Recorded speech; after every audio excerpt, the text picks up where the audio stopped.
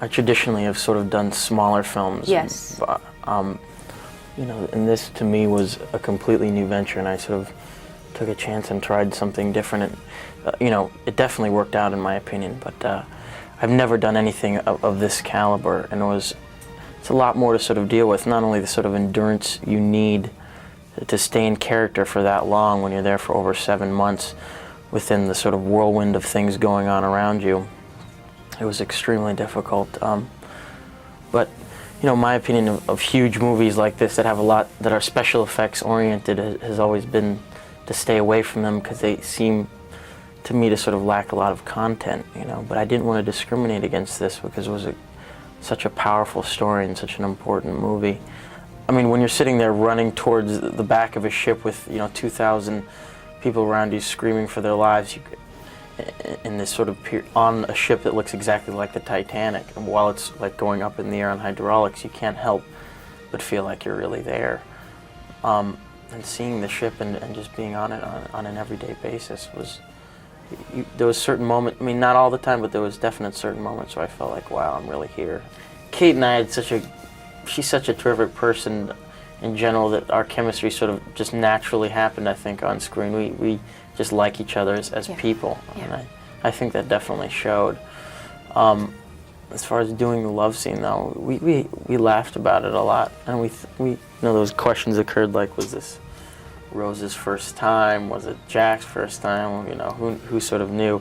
Being that vulnerable, I think, all around as a character was a lot more difficult for me to do. I mean, I'm sort of always played characters that have dealt with, you know, had some sort of demon or some internal struggle, and playing such a guy that was so sort of open-hearted and free-spirited, it was difficult, you know, harder than I thought it would be. That was a funny day, because I think it was like the first day, I think it was our first day of work, if I remember it correctly. The poor girl had to, you know, be completely naked in front of me, you know, in front of the whole sort of crew. Oh boy. And it was like jumping right into it, you know, for her. And I wasn't uncomfortable at all. I mean, felt uncomfortable for her. I mean, it was but the scene worked out well.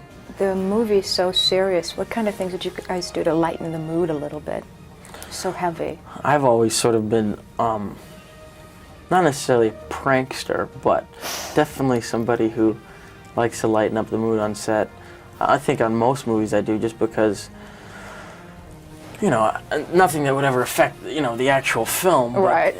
There's certain limits, but I definitely like to lighten things up because people are so uptight about making movies. It's ridiculous, and if you don't watch out, it'll rub off on you. So I'm good at my imitations of the cast and crew. That's my whole deal. Did you do one of Kate? Did I do one of Kate? No. Don't ask me to either. Oh, the good thing was, one thing that I liked, that I enjoyed doing. You know, much like a coach after any sort of big game, I got to dump a big thing of ice and water on Jim's head in front of everybody after the movie was done, and that was really rewarding because he didn't know who it was. He looked around, trying to search around, and it was me, and I got away scot-free, which was cool. A lot of the talk, though, is that this movie is going to take you to the next level. Superstar Leonardo DiCaprio. How do you feel about all this? I almost look at it as not necessarily a passing thing in my career, but, you know, I understand that, you know, if you want to have a sort of a career with longevity, you know, things go up and down, you become popular, not so popular, not so popular. I mean, I'm experiencing it, and I'm seeing how it is. I'm enjoying it. It's cool, but whatever will, you know, carry me to the next level as an actor, so I can continue to do good movies. I mean, the choices I've made have simply been because they've been, you know, the best possible films in front of me, and that's why I've sort of done them, and I haven't sort of, you know, purposely chosen to become sort of widely known. You know, that wasn't my reason, but. If it comes or if it goes, it's fine with me. I just want to keep growing as an actor and doing good work. That's my main objective.